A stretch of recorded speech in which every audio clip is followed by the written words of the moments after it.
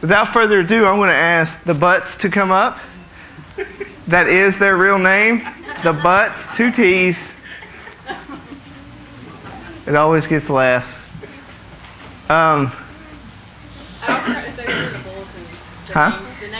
The names are in the bulletin, in case you want to mark this day. And we'll have the Hoffmans come up. Brad and Chastity and Sweet Emerson.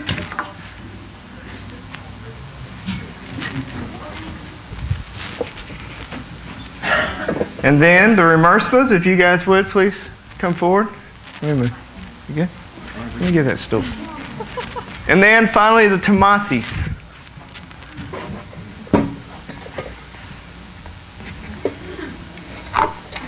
And here at Journey, we believe in building the church one baby at a time. And the Butts of all these people have taken this the most seriously, accounting for 75% of our children population, and we appreciate that.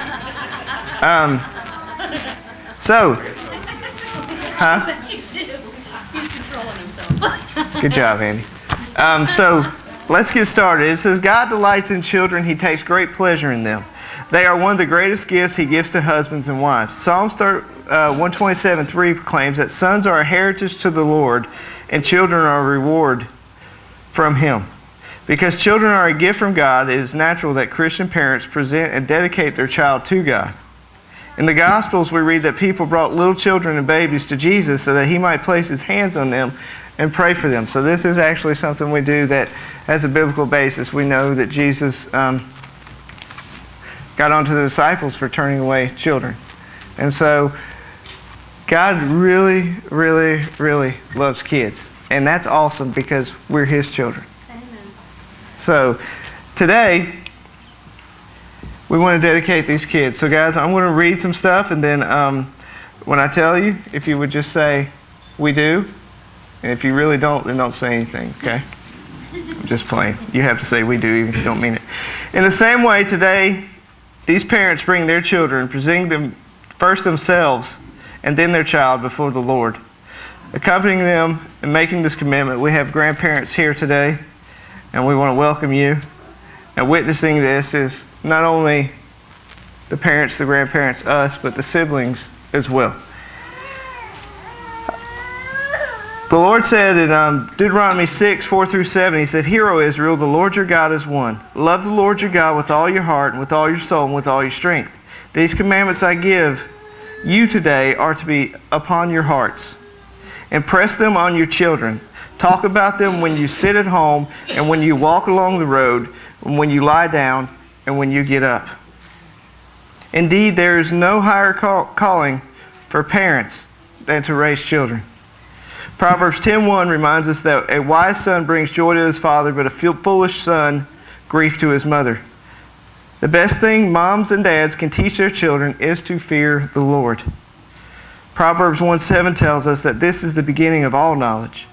In other words, the successful application of all that your child learns in life depends on he or she first learning to fear the Lord. So the church urges you to love God with every ounce of your fiber and every ounce of your being, and teach your children to do the same. As you love God and one another, you will model before your children a wonderful love for God that he and she will want for themselves. So parents, by coming forward before God and His people, do you hereby declare your desire to dedicate yourselves and your children to the Lord? If so, please respond by saying, we do. We do. Having come freely, I ask you now that you enter into the following commitment in the presence of God and His people. Well, husbands and wives, if you guys could hold hands, if you haven't had an argument this morning. So that your child may walk in the abundant life that Christ offers, do you parents vow by God's help and in partnership with the church to provide your children a Christian home of love and peace, to raise him or her in the truth of our Lord's instruction and discipline, and to encourage him one day to trust Jesus Christ as his or her Lord and Savior? Respond, we do. We do. That's good, Andy. For encouragement and fulfilling these vows, parents can call upon the grandparents. Proverbs 17:6 declares, grandchildren are the crown of the aged. You guys would agree with that, right, Jimmy? Yes. There is a great pride in seeing a new generation of family and how that joy is reinforced. Evie, it's not your turn. We did you last year. Do you hereby declare, by coming forward before God and His people, do you hereby declare a desire to help these parents fulfill the vow that they have just made by becoming by being the child's grandparents? If so, please respond by saying, we do. Grandparents? We do. Come on, Karen. I said it twice. All right.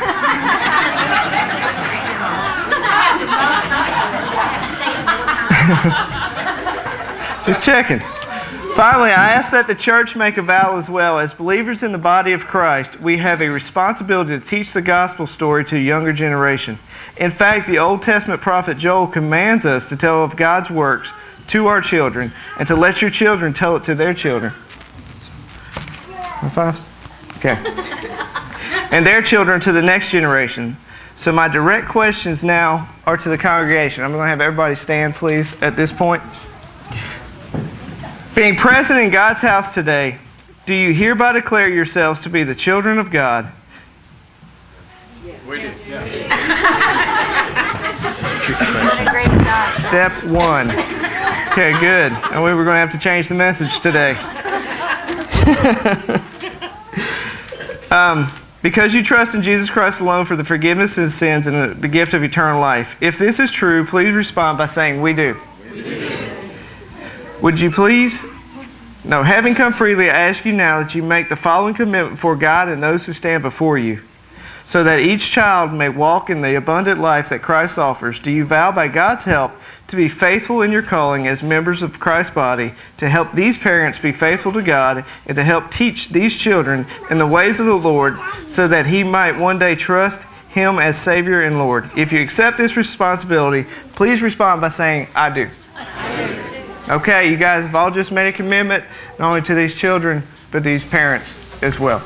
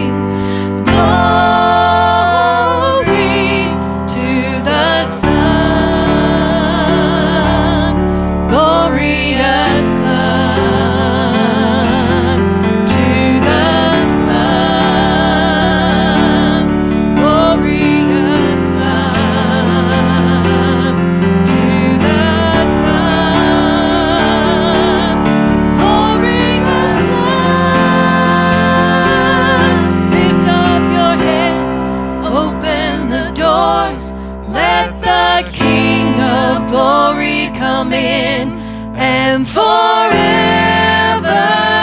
be our God.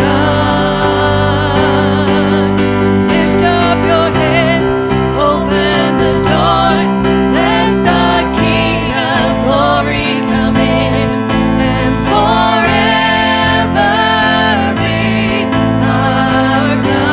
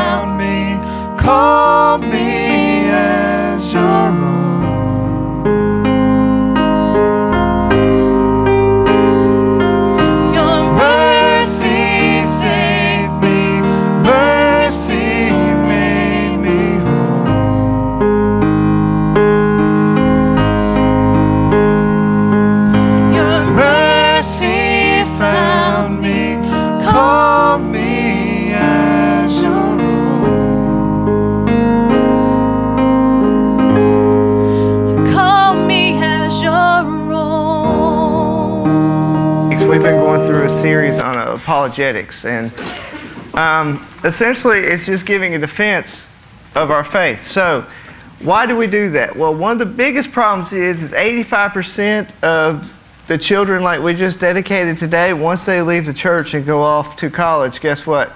They don't come back to church. Why?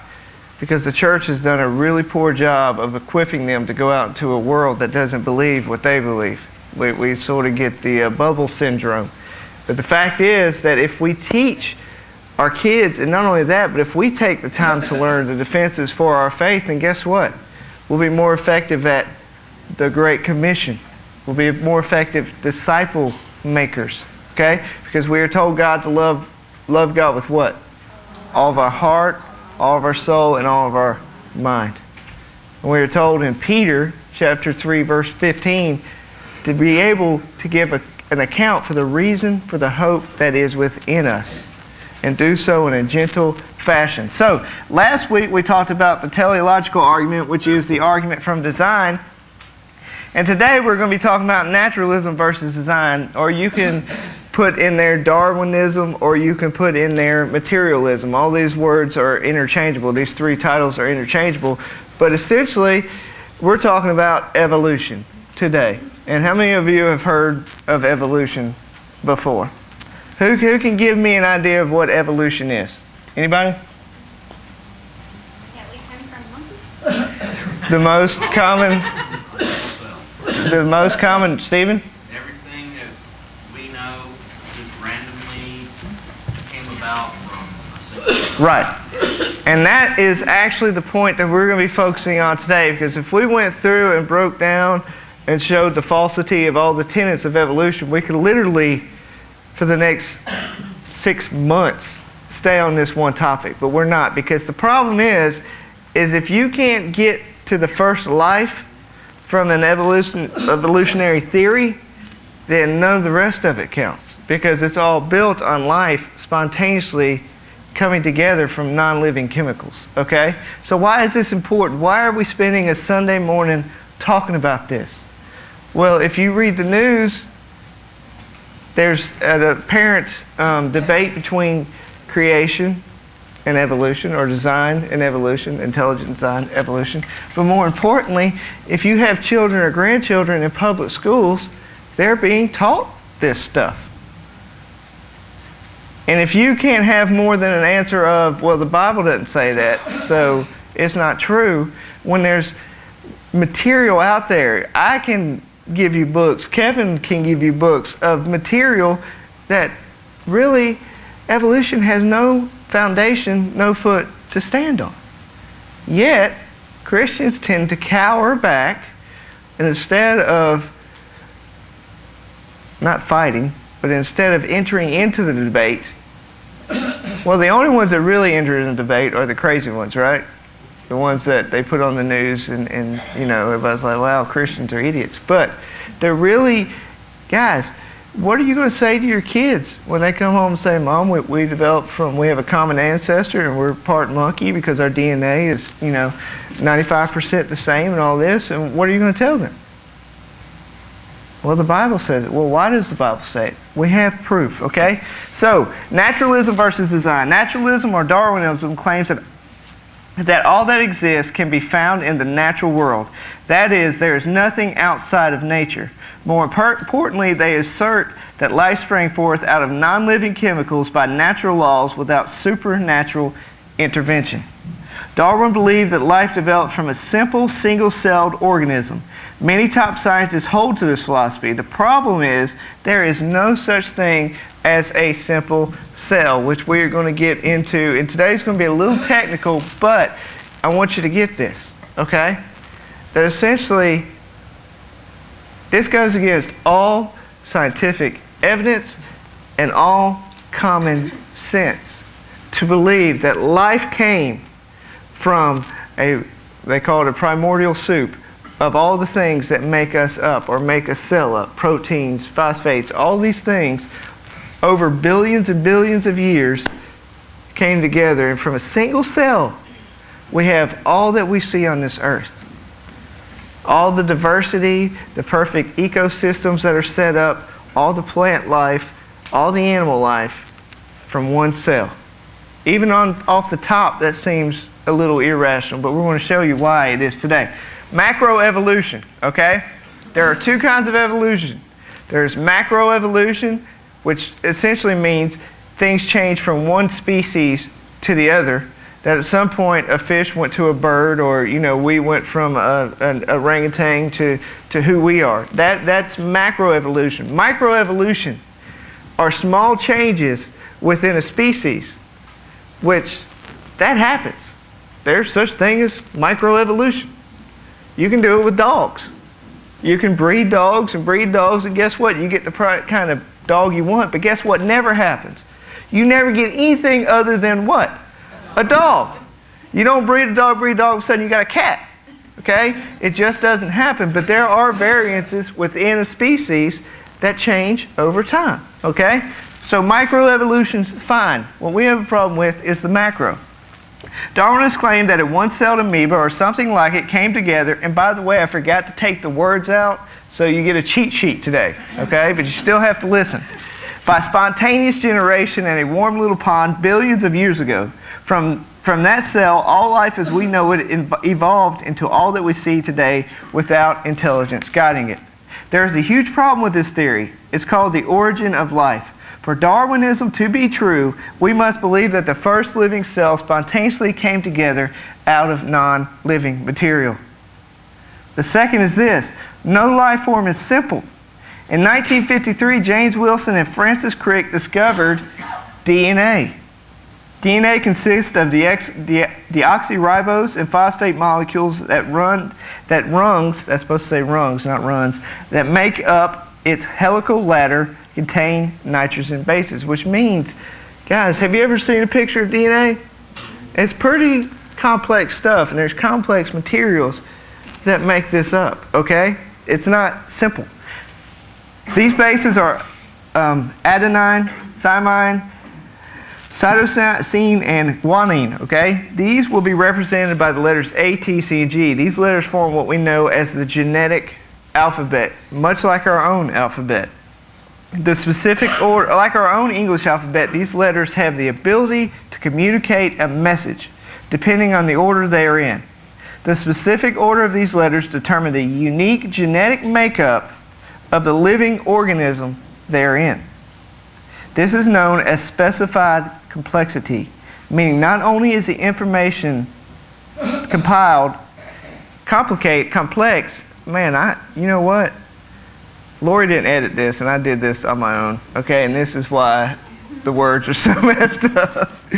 Not only is it complex, it's also very specific, meaning that it is that information that makes that living organism what it is, okay? It's the arrangement of those 4 letters, okay?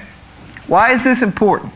Well, an entire amoeba has as much information in its DNA as 1,000 complete sets of Encyclopedia Britannica. Meaning, if you laid the ladder flat and wrote down the configurations, it would fill 1,000 volumes of an Encyclopedia Britannica. That's not simple. There's nothing simple about that. That is very complex. The problem a Darwinist faces is explaining how that information got there. Okay? Here's the thing about information. If we were walking on the beach and you came across writing in the sand that says, Jeanette loves Michael but hates frogs, okay? If you saw that in the sand, would you say, oh, well, the waves made that message? No, right? Why? Because we've never experienced or had that happen before, because language messages come from what? From minds.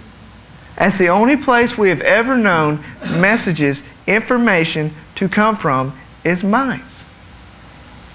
So it's far-fetched and way out there when we have scientific proof of a language that makes up the trillions of cells in our bodies. And think about that. If one amoeba contains that much information, guys, we have trillions and trillions of cells in our body. How much information is that? More than I can do in my head, okay? Investigating the origin of the first life. The problem with determining how life got here is that no one was around to witness it. And here, that's the truth, right? Whether you're a Darwinist or a theist. We weren't around to witness this. So how can we know how the first life got here? We must use forensic principles, much like those law enforcement use. Since they were not there at the time of the crime, they must logically put the pieces of the puzzle together to solve the crime. Now, how many people like those shows? Yeah, you better raise your hand, woman. How many people like those shows? They what? They weren't there at the scene of the crime, right? All they can do is look at the crime scene and logically say this next thing. The principle of uniformity. This is huge in science. This is how science is done. Causes in the past were like the causes we observe today. We assume that the world worked in the past just like it works today, especially when it comes to causes. That's how we solve crimes.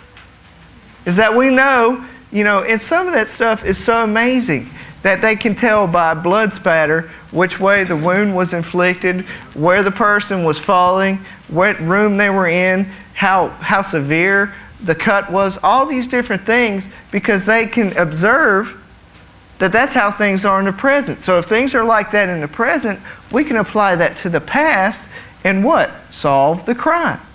It's no different with science. That's how science is done. As a matter of fact, we assume things worked in the past just like they do today. That's how we can work backwards, okay? For example, if we consider the Grand Canyon, given what we know about the effects of wind, rain, and water erosion, we can determine that these things cause the Grand Canyon. Why? Because we can see it every time there's a heavy rain or something coming down a hill. You can see where the water in the sill, it erodes. But just think about that on the biggest scale ever, and then you get the Grand Canyon. But we know that was done by natural forces. Why? Because it does the same thing today that it did back then. But now think about Mount Rushmore. Okay? 4 presidents on the side of Mount Rushmore.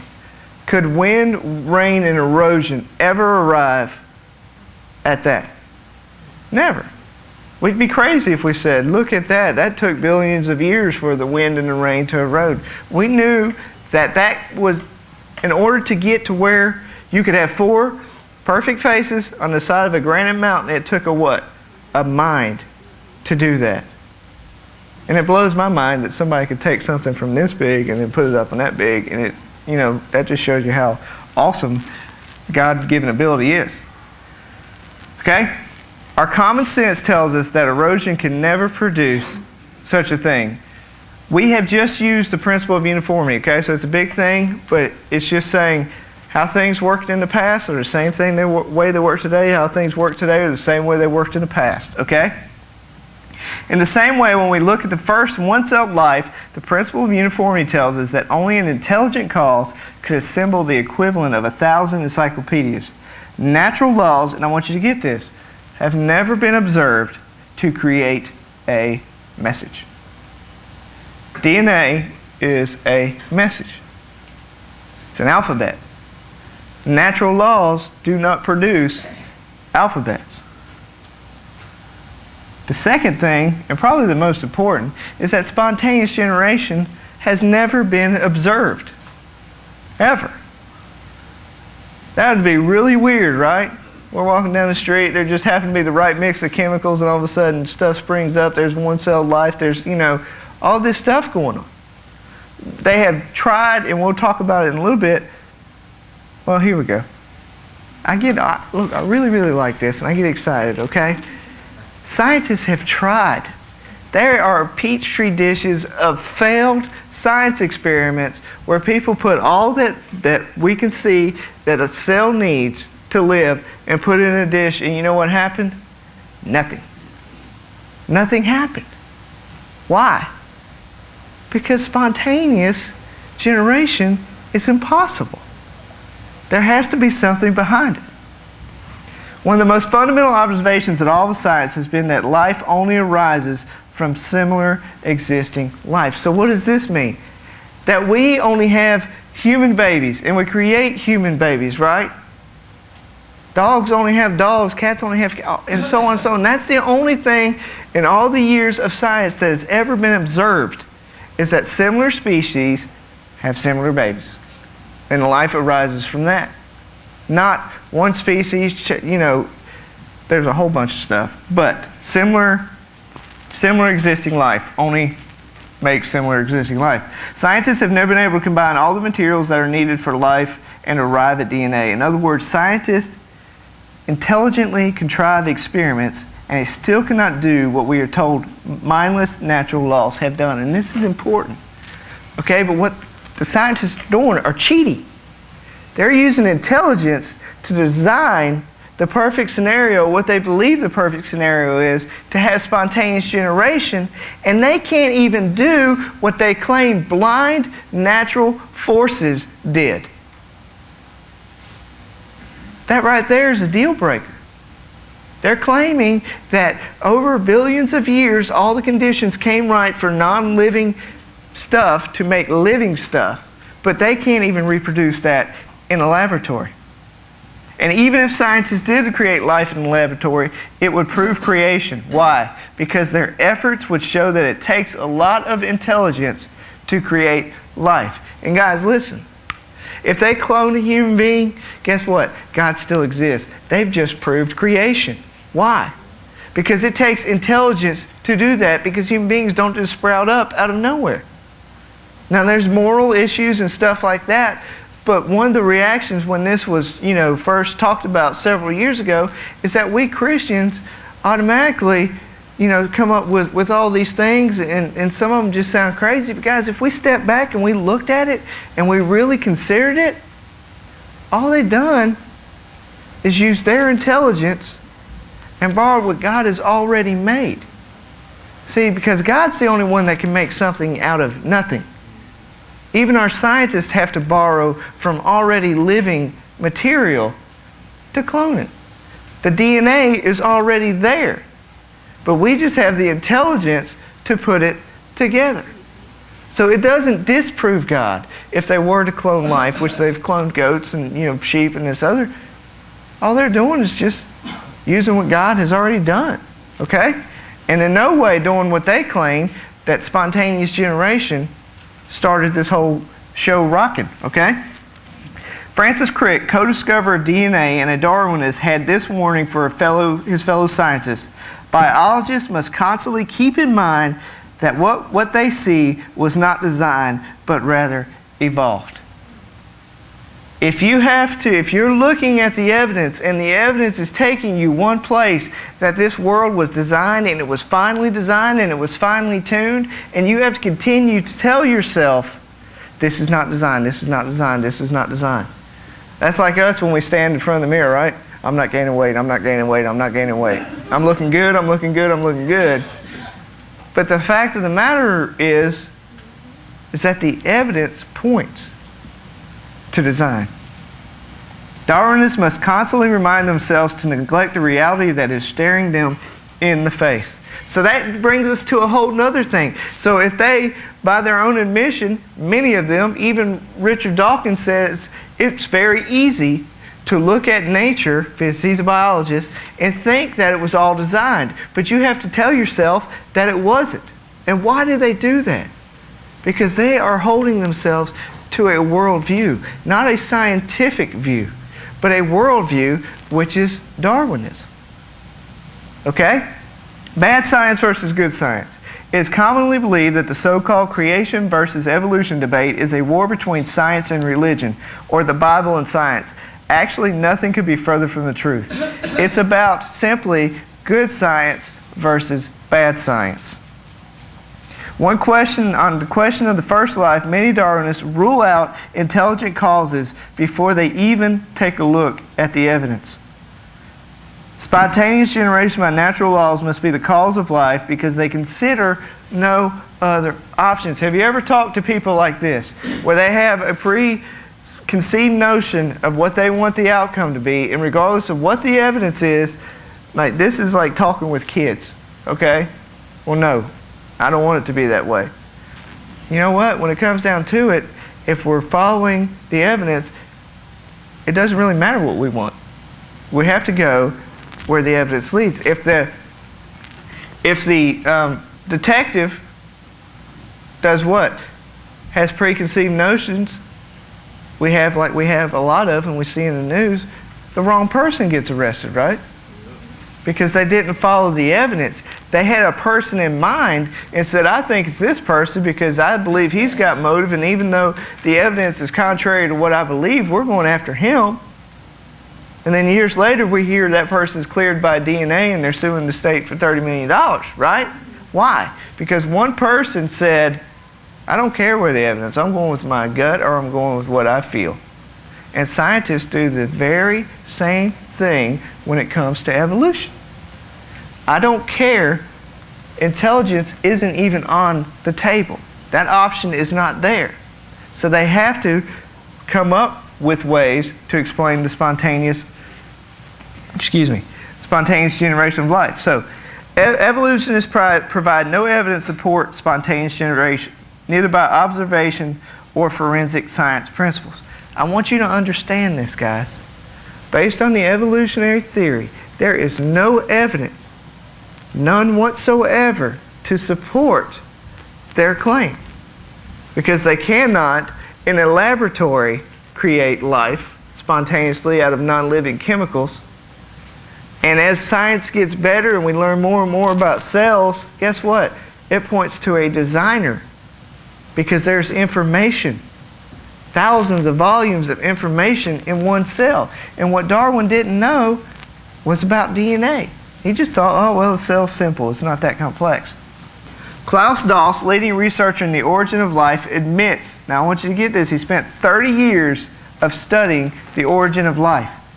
A better perception of the immensity of the problem of the origin of life rather than to its solution. At present, all discussion of principal theories and experiments either end in stalemate or a confession of ignorance. And this is a guy that has spent his whole academic career trying to get to that origin of life, and they can't get there. The evidence is so strong for intelligence and against naturalism that prominent evolutionists have suggested, this is my absolute favorite one, have suggested that aliens, this is serious. Look, these are the guys at Princeton and at Oxford and at all these huge Ivy League colleges, okay, that claim to have all the intelligence and be the smartest. They have come to the place to where they have a theory that aliens deposited what was necessary for life on this planet. And they say it with a straight face and look at you like an idiot if you don't believe it. But this is where they've gotten to. Fred Hoyle, a leading evolutionist, invented this theory after calculating the possibility of spontaneous life was effectively zero. Okay, so if the evidence leads to that it is impossible for life just to spontaneously begin, we've got to come up with something else because we can't let go of our what? Our philosophy. And our philosophy is evolution, okay? Physicist Hubert Yockey wrote, the belief that life on Earth arose spontaneously from non-living matter is simply a matter of faith in strict reductionism and based entirely on ideology. What he's saying is there's no proof for what they're claiming. Scientists like Richard Dawkins has a faith, and it's a blind faith, and it's the blind faith of Darwinism. Philip Johnson says that Darwinism is based on a prior commitment to materialism, not on a philosophically neutral assessment of the evidence. Separate the philosophy from the science, and the proud tower falls. Which means, if you follow the evidence, and you take out their philosophy, then there is no way that someone would look at what we know today about cells and about life and say, well, it just spontaneously from a primordial soup just arose. There has to be a philosophy and a bad philosophy behind that. The bottom line is this. The event required to get the atheistic theory of macroevolution off the ground, the spontaneous generation of life, is believed because of false philosophy, not because of legitimate scientific observation. Are you getting what I'm saying, guys? That what our children are being taught is not science. It's a scientific religion that scientists, top scientists, prominent scientists have put their faith in and want to push their faith on your children and my children and your grandchildren and tell them that they're idiots and they're old and if they believe in myths and fairy tales that are found in the Bible. What is a bigger myth and a fairy tale to you?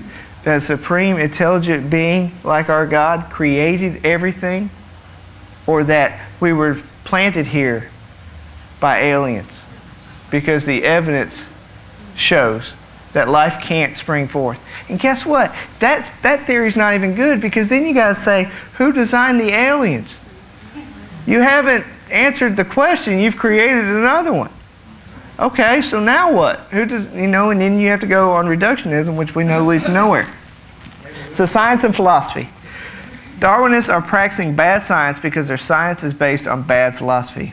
In effect, it is their secular religion of naturalism that leads them to ignore the empirically detectable scientific evidence for design. Bad philosophy results in bad science, and good science results in good philosophy. Why? And here's 3 reasons. Science cannot be done without philosophy. Philosophical assumptions are utilized in the search for causes and therefore cannot be the result of them. Meaning, we look at something and we say, hey, I think this happens this way. We take it into the laboratory, we test it, and guess what? It does happen that way. Okay? So we're like, okay, I had a philosophy, I had a hunch that this was going to... But guess what? If it doesn't happen that way, then what changes? Our philosophy, not our science, right? Because the evidence is what the evidence is. So our philosophy changes, not the science. That is not what Richard Dawkins and the like practice. And I say Richard Dawkins because if you don't know him, you've been affected by him, whether you know it or not. He's the leading, he calls himself a militant atheist. And he wants to abolish all, well, he would love to abolish all faith, religion, period. But he wants it out of schools. But design, guys, and I want you to hear me, design isn't faith-based. It's common sense. It's good science. But we can't teach that to our kids in school because of people like Richard Dawkins. Philosophical assumptions can dramatically impact scientific conclusions. If we have a predetermined conclusion, then we will deny the evidence. But if we are open-minded to both natural and intelligent causes, we can follow evidence to where it leads. Now this is both for the theist and the atheist alike. Okay? That we have to be open to where the evidence leads and not presuppose stuff before we know the outcome of what the experiment or whatever it is. Okay? This is where we get in trouble, and this is what we've been talking about today. Science really doesn't say anything, scientists do. Data is always interpreted by scientists. When those scientists let their personal preferences or unproven philosophical assumptions dictate their interpretation of the evidence, they do exactly what they accuse religious people of doing. They let their ideology dictate their conclusions. When that's the case, their conclusions should be questioned because they may be no more than philosophical presuppositions passed off as scientific fact. Okay? Here's the deal, guys. Is that guess who's alive and well and working in this world? Satan is. Okay? And I want us to read what Paul wrote in Romans 1:18-19. He said, "For the wrath of God is revealed from heaven against all ungodliness and all unrighteousness of men who what? Who what? Suppress the truth." Suppress the truth. What do we do when we suppress the truth? We deny it. And this is exactly what's happening in our schools, in our government. We are suppressing the truth. We're not. But it's being suppressed by men who are what? Think they're super intelligent. Because that which is known about God is evident within them, for God made it evident to them. Here's the thing. Richard Dawkins and many like him, they have an authority issue. They don't like God. They just don't like God. And when it comes down to it, if they're honest, they will tell you that. They just don't like God. So how do we get rid of God? We get rid of creation, right? But they haven't been able to do that. Yet, because of who they are, the positions they hold, they teach this to our children like it's scientific fact. And it's not. And what I hope you would do, what I pray you would do, is just to do a little learning, a little reading, so you can tell your kid why men are suppressing the truth of God in their schools. And why their view of God is not only true, but backed up scientifically. Because we are so apt. Look, I'm just going to be honest with you. We're so lazy when it comes to what our kids learn in school, that many of us have no idea what they're being taught. So then we subject them to what? To lies that fill their head. We don't tell them the truth. We send them to church. We expect Andy to or somebody to. But just like we dedicated these kids today, we're the ones God said to tell our kids about the Lord when we lay down, when we get up, when we walk, when we eat. It's our job to shelter, not shelter them, but to help them know the truth. Because I want Ethan to know about evolution.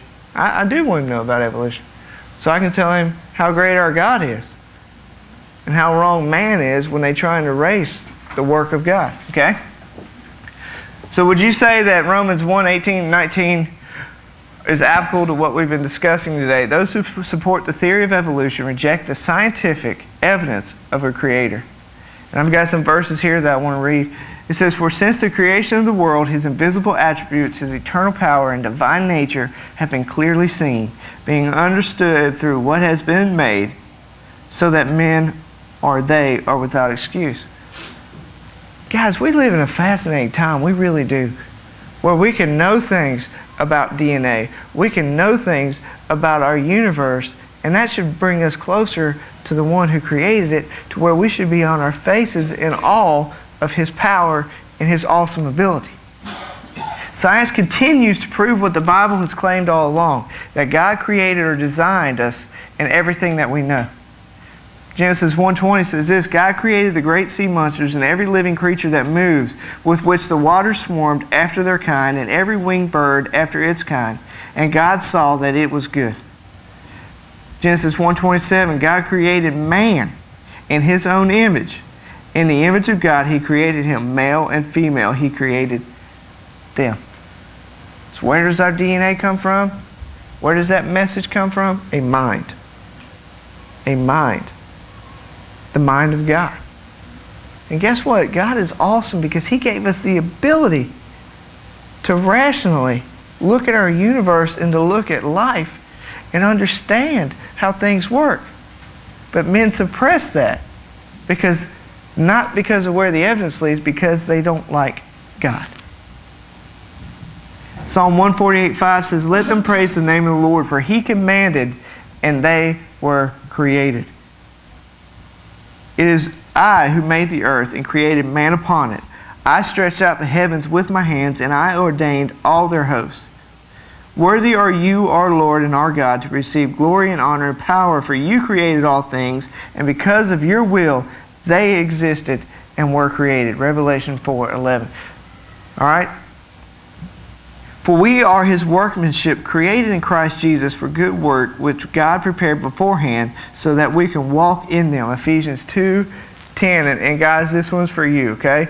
Indeed, man was not created for the woman's sake, but woman for the man's sake. I just wanted to throw that one in there. So that's biblical. 1 Corinthians 11:9. That's in context. You're welcome, Michael. So what is our conclusion? What are we drawing today? Okay? And like I said, I want to say this is very important. This is just one area. I think it's the most critical area for evolution. But there are so many more questions. If we were created from blind, random processes, then evolution also says that what? We can't trust what's going on in our head. Why?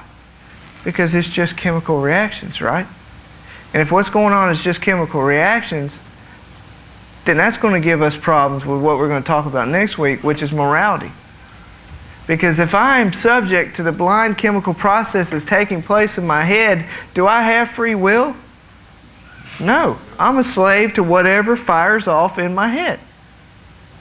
So how could I ever be held accountable for what goes off in my head if I don't have free will? Really, you can't be, right? Because we're all just mindless processes dancing, as Richard Dawkins says, to the tune of our DNA. And so whatever our DNA says, we do it. But we know rationally, with common sense, that's not the case, right? And we all have choices. We all make choices. And we're not a slave to the blind chemical processes taking place. There's other problems. There's never been evidence of one species, like we said, going from one, and there's called transitionary species, okay?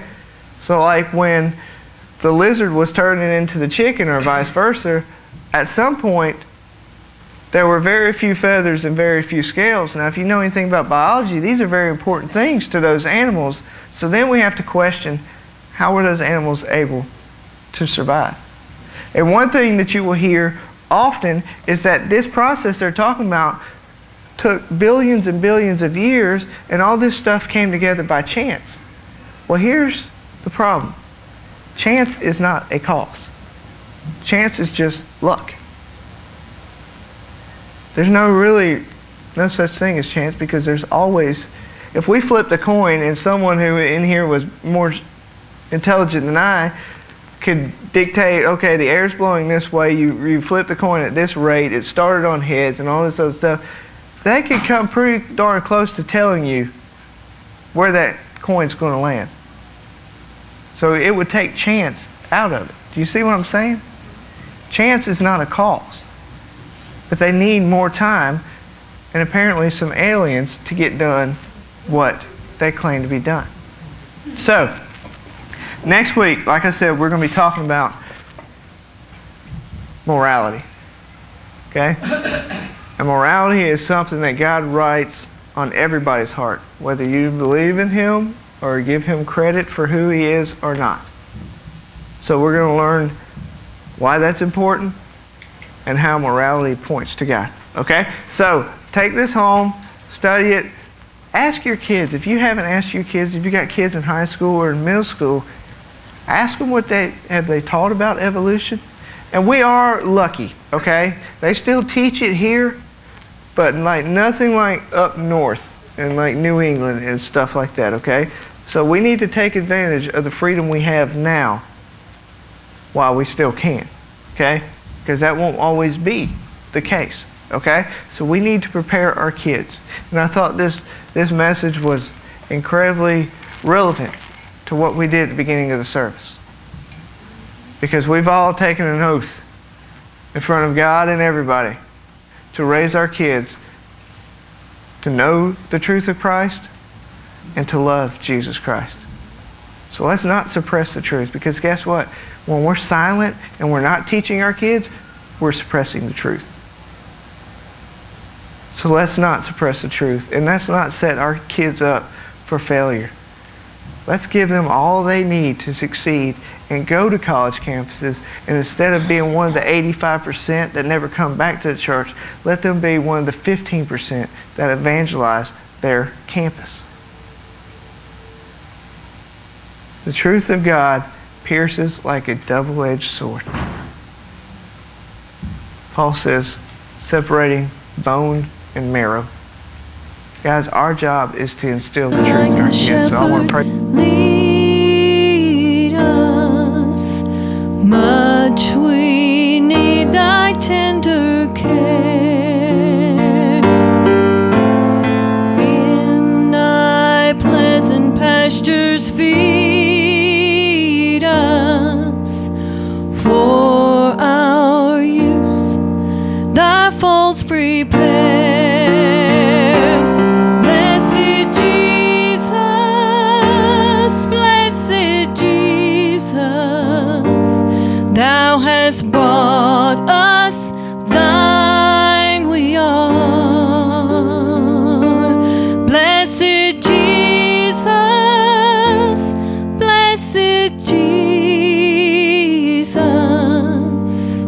thou hast bought us, thine we are.